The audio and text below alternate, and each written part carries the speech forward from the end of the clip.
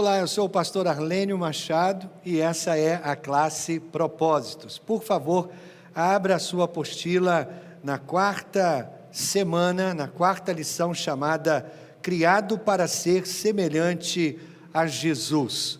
Queridos, todos precisam de um propósito.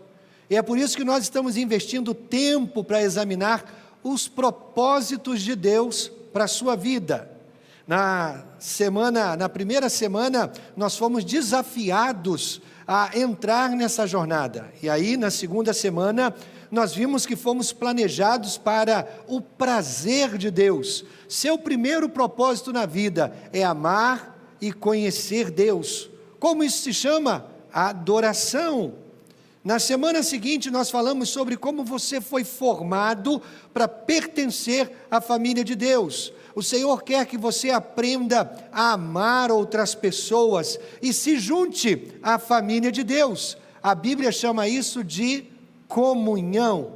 Hoje nós vamos ver o terceiro propósito para o qual Deus o colocou nesse planeta. E ele é encontrado em muitos textos da Bíblia. Romanos capítulo 8, versículo 29 diz assim: porque aqueles que já tinham sido escolhidos por Deus, Ele também separou, a fim de se tornarem parecidos com o seu Filho.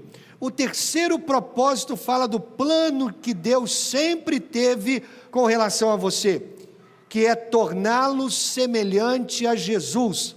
Desde o início, Deus planejava criar os seres humanos semelhante a si mesmo. Agora, por favor, não me interprete mal, eu quero esclarecer isso. Deus não está dizendo que nós seremos deuses ou pequenos deuses. Você nunca será um Deus. O Senhor não quer que você se torne um Deus, Ele quer que você se torne santo. Ele quer desenvolver o caráter dele em você, no seu modo de pensar, na sua maneira de agir, no seu modo de sentir, nos seus valores, no seu caráter moral. Deus quer torná-lo semelhante a Ele, e esse é o terceiro plano pelo qual Ele o colocou aqui nesse planeta, para torná-lo semelhante a Jesus. Efésios capítulo 4, versículo 15 diz assim: cresçamos em tudo, até alcançarmos a altura espiritual de Cristo. O que quer dizer crescer aqui? Cresçamos em tudo, significa tornar-se semelhante a Cristo. A vontade de Deus é que você cresça, quer que você amadureça, quer que você se desenvolva. Agora, como se reconhece maturidade? Dê uma boa olhada em Jesus. Infelizmente, muitas pessoas ficam mais velhas, mas não ficam maduras, não amadurecem. Por isso, você pode anotar aí no seu esboço: meu terceiro propósito na vida é tornar-me semelhante a Jesus. É isso. Deus o colocou aqui nesse planeta para ser semelhante a Jesus.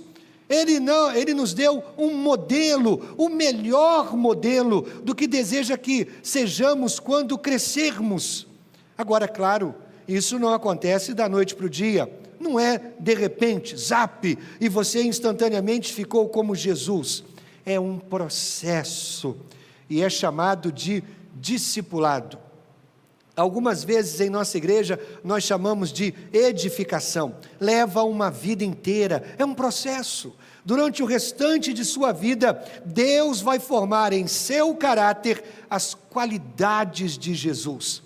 Hoje nós vamos examinar como Deus faz isso, como Deus me ajuda a crescer espiritualmente, como Deus me torna semelhante a Jesus. Bem, há algumas maneiras que percebemos de primeira mão. Uma delas é a Bíblia. Deus usa a Bíblia, usa a verdade da Bíblia para nos transformar. Se você realmente quer crescer espiritualmente, você precisa entrar nesse livro, a Bíblia.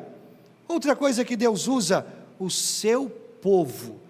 Deus usa a igreja, a sua família, o seu povo. É por isso que semana após semana nós falamos a respeito de comunhão, é onde nós aprendemos uns com os outros, crescemos e desenvolvemos. Mas Deus usa algo mais além dessas duas coisas. ele usa algo mais além da Bíblia e da comunhão. E hoje nós vamos examinar 3 outros itens que Deus usa para fazer você crescer, para fazer você amadurecer. Deus usa. Romanos capítulo 8, versículo 28 diz assim: sabemos que Deus age em quase todas as coisas para o bem daqueles que o amam, dos que foram chamados de acordo com o seu propósito. Esse é Romanos 8, 28. E qual é o propósito de Deus? Acabamos de ler. Lembram-se do primeiro versículo que nós lemos nessa reflexão? Vejam o que diz Romanos 8, 29, diz que o propósito de Deus, Ele age em todas as coisas para o bem, o nosso bem, a fim de nos tornar semelhantes a Jesus. Deus age em todas as coisas para o bem daqueles que o amam. Não está escrito que todas as coisas irão bem, porque existem coisas ruins no mundo, mas em todas as coisas, Deus age para me tornar semelhante a Jesus. Hoje nós vamos ver 3 instrumentos inesperados e observá-los na vida de Jesus. Ele passou por problemas no jardim do Getsêmani. Ele foi tentado no deserto e traspassado na cruz. Se você vai crescer para ser parecido com Jesus, adivinha? Deus vai fazer você atravessar as mesmas experiências, uma de cada vez. Agora, o problema é que tudo isso não o ajuda a crescer automaticamente. Você tem que estar com o coração preparado, porque do contrário, vai ficar amargurado com as coisas, ao invés de ser amadurecido, ao invés de ser melhorado através dessas coisas. Bem, em primeiro lugar, se você quiser anotar, anote aí no seu esboço. Deus usa problemas para nos ensinar a confiar nele. A Bíblia usa a palavra tribulação, que também pode ser semelhante à palavra provações, que são situações designadas por Deus para nos aproximar dele. Não se destinam a nos ferir, mas a nos ajudar. Isso é chamado de tribulação ou provação. Deus quer formar o nosso caráter. E como Ele faz isso? Romanos capítulo 5, os versículos 3 e 4. Tribulação produz perseverança, a perseverança um caráter aprovado, e o caráter aprovado, esperança. Preste atenção, Deus está muito mais interessado na sua vida, naquilo que você é, do que naquilo que você faz, sua carreira profissional. Entende isso? Vou repetir, na sua vida, Deus está muito mais interessado naquilo que você é, do que naquilo que você faz, sua carreira profissional. Por quê? Porque você não vai levar a sua carreira profissional para o céu, mas você vai levar o seu caráter. Isso é que vai durar para sempre. Por isso Deus diz que o alvo da vida é o caráter, não é a profissão. O alvo da vida é o caráter, não é o seu conforto pessoal. E até que você compreenda isso, a vida não faz sentido. Todo tipo de problemas vão acontecer em sua vida.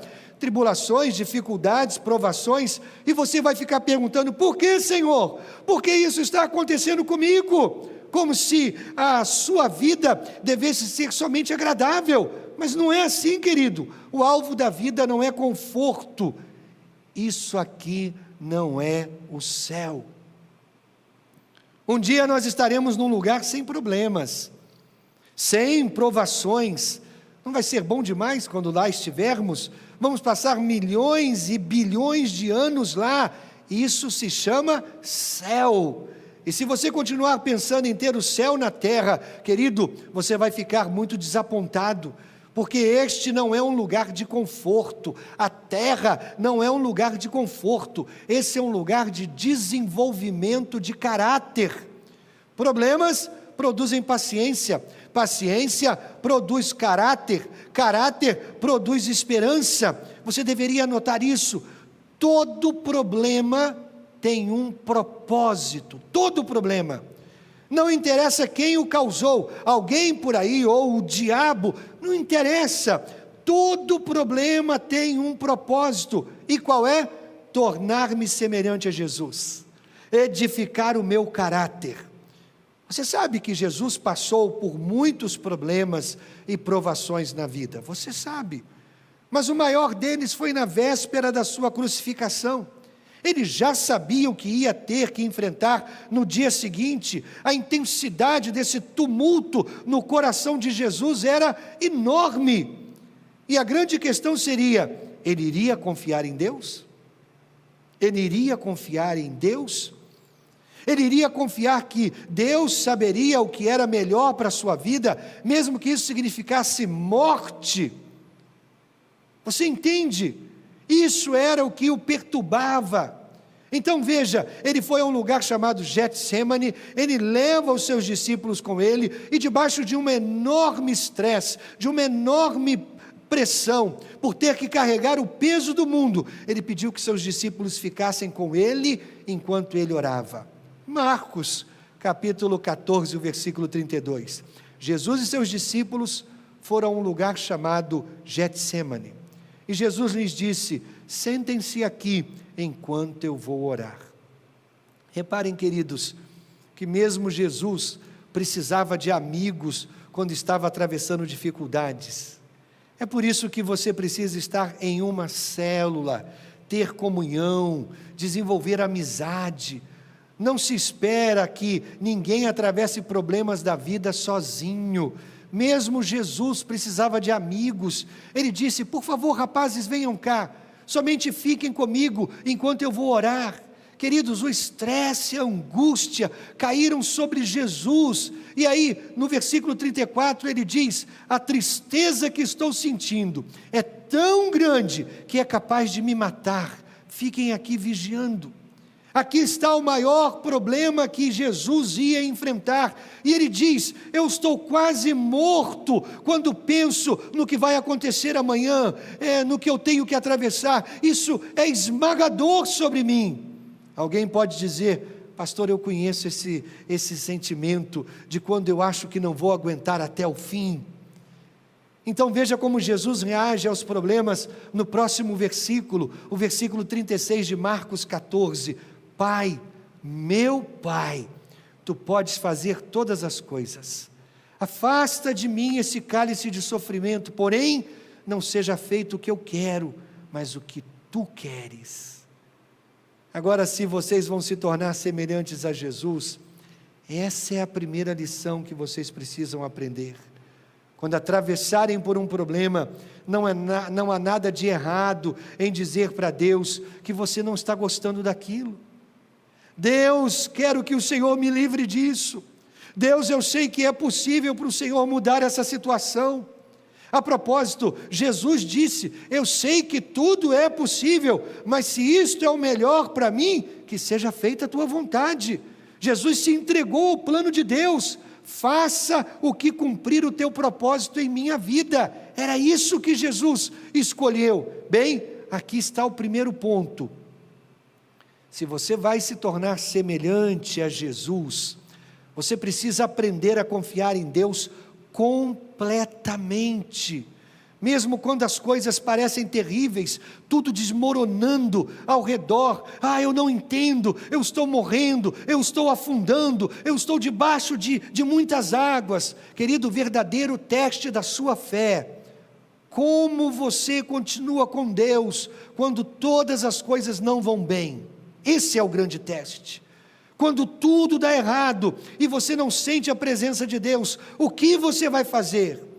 O Senhor sempre nos dá essa sensação, a fim de nos ensinar a ter fé, querido, fé. Portanto, da próxima vez que você atravessar problemas e perguntar por que isso está acontecendo, bem, você saberá por quê. Deus está ensinando você a confiar nele, e Ele está dando a você a oportunidade de escolher confiar nele. Então Deus usa os problemas da vida para nos ensinar a confiar nele. Isso produz maturidade em nós. Há um segundo fator que Deus usa para nos tornar semelhantes a Jesus. Deus usa a tentação para nos ensinar a obedecer. Tentação. Ele usa as tentações para nos ensinar a obedecê-lo. Eu acho importante deixar bem claro a definição de tentação, ou da tentação que nós estamos nos referindo aqui. Tentação são situações armadas por Satanás com a finalidade de nos atingir. Isso é tentação. Deus não nos tenta, mas Deus nos capacita a usar as tentações por causa da grandeza do poder dEle e por Ele ser o Senhor que é. Deus pode usar as tentações de Satanás para o nosso bem, porque, querido, a tentação é sempre uma oportunidade de escolha. Quando você está diante de uma tentação, você está diante de uma oportunidade de escolha. Quando eu escolho Deus ao invés de Satanás, o plano do diabo fica arruinado e eu começo a crescer em minha vida. Você entende? As escolhas são necessárias para o desenvolvimento do caráter na nossa vida. Jesus, o próprio Jesus, enfrentou tentações. Nunca pecou, mas enfrentou tentações. Logo após o seu batismo, no início do seu ministério público, com 30 anos, ele passou por um período intenso de tentações durante 40 dias no deserto. Mateus capítulo 4, versículo 1. Então o Espírito Santo levou Jesus ao deserto para ser tentado pelo diabo. Bom, se Jesus enfrentou tentações, adivinha? É isso mesmo. Eu e você vamos enfrentar tentações também. O fato dele ter enfrentado tentações nos lembra algumas verdades sobre a tentação que nos ajudam a atravessá-la. Algumas coisas para lembrar quando você é tentado. Primeiro, lembre, não é pecado ser tentado. Não é pecado. Martinho Lutero costumava dizer: você não pode impedir os pássaros de voarem sobre a sua cabeça, mas pode impedi-los de fazer um ninho no seu cabelo. Não é pecado ser tentado. Segunda coisa para lembrar quando você for tentado: lembre que todos são tentados da mesma maneira. A Bíblia diz que as tentações são comuns a todos os homens. Suas tentações são exatamente iguais às de toda a gente. Se você está assustado com a tentação que você está enfrentando, achando que ninguém mais passa pelo que você está passando, saiba, todos nós enfrentamos as mesmas coisas. E Deus é poderoso para nos ajudar a atravessar, a passar por elas. É importante lembrar que você nunca se livra da tentação. Você nunca atinge um ponto na sua vida em que você se torna tão espiritual, ou tão velho, idoso, ou tão maduro, que você não sofra mais tentações. Todos nós somos tentados a vida inteira. Mas é importante lembrar também que Jesus nos ensina com a sua experiência que toda tentação é uma oportunidade de fazer o que é certo, de fazer a escolha correta. É dar mais um passo para atingir a semelhança de Jesus. Note o que Jesus fez quando ele foi tentado. Mateus capítulo 4, versículo 10. Jesus respondeu: vai embora, Satanás. As Escrituras Sagradas afirmam: adore o Senhor, o seu Deus, e sirva somente a Ele. O que Jesus fez? Ele confrontou a tentação. Aqui está a questão. A tentação sempre testa se você ama mais a Deus do que ao que a tentação lhe apresenta. Você entende isso?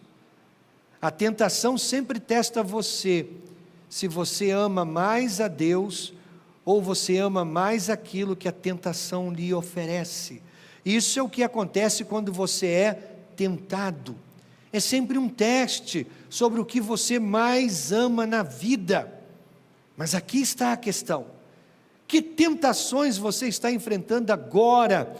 E como Deus poderia usá-la? E na medida em que você escolhe obedecer ao Senhor, como Deus pode usar isso como uma oportunidade de fazer crescer o seu caráter? Querido, Deus quer que você se torne semelhante a Jesus. Esse é o terceiro propósito para o qual Ele o colocou nesse planeta. Essa vida é uma escola onde você pode amadurecer ou você simplesmente pode se dissolver. Deus quer que você se torne como Jesus, maduro, forte no seu caráter. Ele quer formar o seu caráter para que você seja recompensado na eternidade. Essa vida aqui não é tudo. Essa vida é a preparação para a eternidade. Por isso, hoje, nós estamos vendo duas maneiras pelas quais Deus nos ensina. O Senhor usa problemas para nos ensinar a confiar nele. O Senhor usa as tentações para nos ensinar a obedecê-lo. Agora, número 3. Deus usa as ofensas para nos ensinar a perdoar. O que são ofensas? Bem, se provações são situações designadas por Deus para nos aproximar dele, e tentações são situações designadas pelo diabo para nos afastar de Deus, então as ofensas são situações designadas pelos outros para nos ferir. Nos ferir. Sim. Há pessoas na vida que querem ferir você intencionalmente. É sobre isso que a Bíblia fala na oração do Pai Nosso. Perdoa as nossas ofensas, assim como perdoamos os que nos ofenderam. Isso é uma coisa difícil. Lidar com os problemas é uma coisa. Outra coisa é lidar com as tentações. Mas o instrumento mais difícil que Deus usa em nossas vidas, para nos tornar semelhantes a Jesus, é esse: as ofensas causadas por outras pessoas.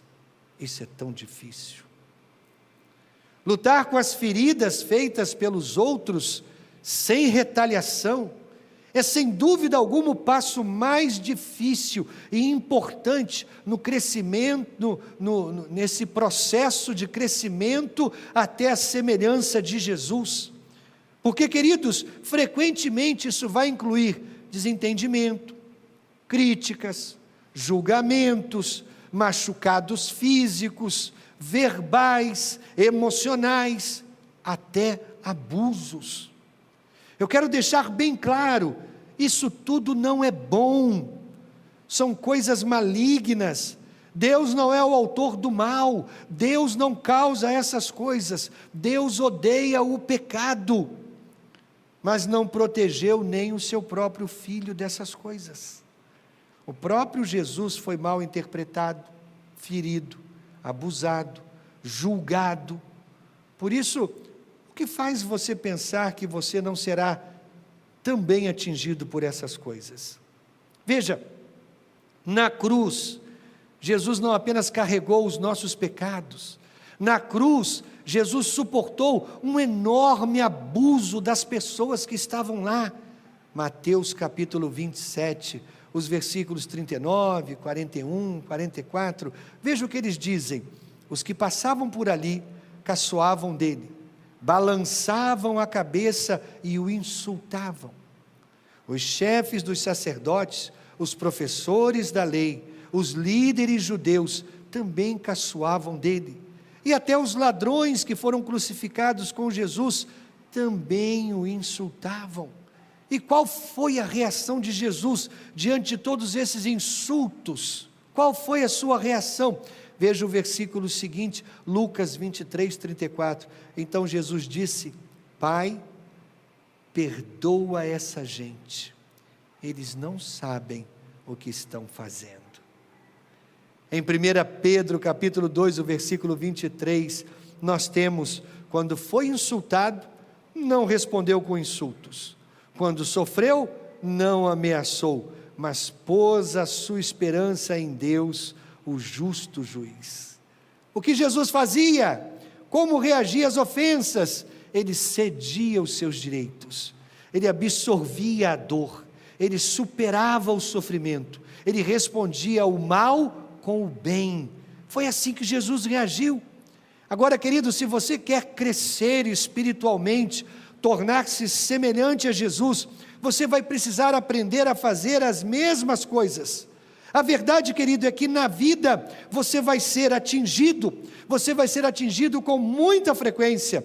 E se você quer ser semelhante a Cristo, você precisa aprender a perdoar. Isso mesmo, perdoar. Quantas pessoas dizem, eu não sou capaz de perdoar, eu não consigo perdoar. Essas pessoas nunca amadurecerão à semelhança de Jesus. Se você quer amadurecer, se você quer crescer, se você quer desenvolver o seu caráter à semelhança de Jesus, a lição número 1 que você precisa aprender é perdoar. Você diz, pastor, muito bem, como se faz isso? Bem, eu respondo com essa pergunta: como aprender a perdoar se você nunca foi ofendido? Entendeu? Você não pode. Você não pode aprender a perdoar a menos que alguém o fira, a menos que alguém o magoe. O perdão é uma das qualidades primordiais de Deus. Ele quer que você aprenda a ser como Ele. Por isso Deus permite que as ofensas atinjam você, para que Ele faça você ser semelhante a Jesus. Mais uma vez, eu quero dizer que isso não é fácil, claro que não. Você se lembra de José, no Egito? Ele foi traído por seus irmãos e depois vendido. Eles o detestavam, eles o venderam como escravo, mentiram para o pai dele dizendo que ele fora morto por um urso. E mesmo assim, Deus tinha um plano em tudo isso. E José foi levado ao Egito, onde passou por todos os tipos de coisas ruins. Falsa acusação de estupro, prisão, enfim, os primeiros 40 anos da vida de José, ladeira abaixo. Ele não fazia ideia, porque tudo estava dando errado. Mesmo assim, ele continuou confiando em Deus o tempo todo. Ele manteve esse espírito perdoador o tempo todo. Deus sabia exatamente onde ele estava, e Deus o mantinha lá, onde ele queria que José estivesse. Queria que José fosse mais uma vez exaltado, e ele se tornou o segundo no comando, abaixo apenas do faraó. Esse era o plano de Deus. Mais tarde, os irmãos de José vieram a encontrar-se com esse homem do Egito, sem saber que se tratava de José. Vieram pedir comida para levar para casa. José se revela, eles ficam com medo. José vai mandar nos matar. Ao invés disso, veja no seu esboço o que José diz. Gênesis capítulo 50, o versículo 20. É verdade. Vocês planejaram aquela maldade contra mim, mas Deus mudou o mal em bem para fazer o que hoje estamos vendo, isto é, salvar a vida de muita gente. Por favor, você pode sublinhar essa frase, salvar a vida de muita gente? José disse, vocês tentaram me matar, mas Deus transformou o mal em bem, para salvar a vida de muita gente. Sabe o nome disso? Maturidade espiritual. Esse é o nível de maturidade que muita gente com 40, 50, 60, 70 anos não tem. Deus usa problemas para nos ensinar a confiar nele. Deus usa as tentações para nos ensinar a obedecê-lo. Deus usa as ofensas para nos ensinar a perdoar e obedecer. O terceiro propósito de Deus para a sua vida é torná-lo parecido com Jesus. E se isso é verdade, então Deus vai levá-lo através de tudo que Jesus passou. Por que você iria ser isento dessas coisas? Não, absolutamente. Isso significa que Deus vai levar você ao Getsêmani para você experimentar problemas, onde você vai aprender a confiar no amor de Deus. Deus vai levá-lo ao deserto para você experimentar tentações, onde você vai aprender a obedecê-lo e fazer o que é certo. E aí Deus vai levá-lo até a cruz para um período de ofensas, onde você vai aprender a perdoar. Esteja certo de que isso é uma promessa na sua vida. Agora olhe esses últimos versículos que estão aí no seu esboço. Romanos 8,17 diz assim: enfrentemos exatamente o que Cristo enfrenta, Mas aqui vem as boas notícias. Se enfrentamos tempos difíceis com Ele, então certamente enfrentaremos tempos agradáveis com Ele. Querido, eu tenho certeza de como Deus quer que você reaja, com confiança, com obediência, com perdão. E no último versículo nós lemos, Filipenses 2,5, seja a atitude de vocês a mesma de Cristo Jesus. Seu terceiro propósito é se tornar semelhante a Jesus. Muito obrigado por sua atenção e que Deus o abençoe.